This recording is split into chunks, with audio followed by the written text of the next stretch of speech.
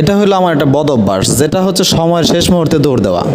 আমার ব্যাংকে যাওয়ার মেন উদ্দেশ্য হলো তিনটা, তার মধ্যে একটা হচ্ছে চা খাওয়া। পরীক্ষা শেষ মানে এখন যেখানে পরীক্ষা দিবার গেছে ওইখানে কিছু খাওয়া লাগবো, তাই আর কি করার আছে। আসসালামু আলাইকুম। আজকে ডেলি ব্লগের পার্ট 3। সকাল সকাল রেডি হচ্ছি, যাব হচ্ছে নারায়ণগঞ্জ। কেন যাব সেটা অবশ্যই ভিডিও পুরোপুরি দেখলে বুঝতে পারবেন। এত সকালবেলা খাওয়াটা অনেক বিরক্তকর একটা বিষয়। যাই হোক, সময় শেষ তাই দৌড় দিচ্ছি, কারণ শেষ মুহূর্তে দৌড়ানোটাই হচ্ছে আমার একটা বদভ্যাস।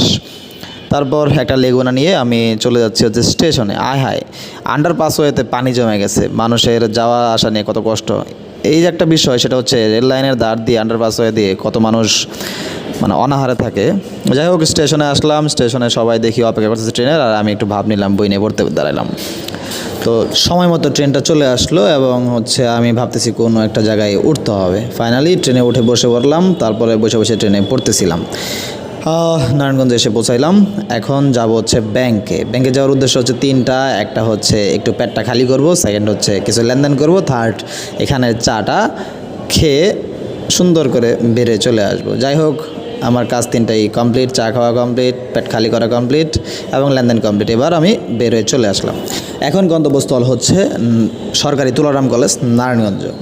যাই হোক, কলেজে আসার পিছনে উদ্দেশ্য ছিল যে টিচারদের সাথে দেখা করব, তারপরে যদি কিছু চা নাস্তা খাওয়া যায় খাবো।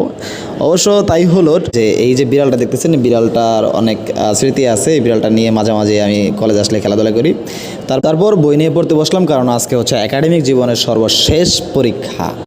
শেষবারের মতো কলেজটা দেখতেছিলাম, এখন বের হয়ে যাচ্ছি। এই যে আমার পরীক্ষার হল, নারায়ণগঞ্জ সরকারি মহিলা কলেজ। আজকে যদিও মহিলার চেয়ে পুরুষের সংখ্যা বেশি। যাই হোক, এই যে আমার বুড়া বন্ধুবান্ধব, যারা হচ্ছে বুড়াকালে পরীক্ষা দিতে আসছে, জীবনের শেষ পরীক্ষা।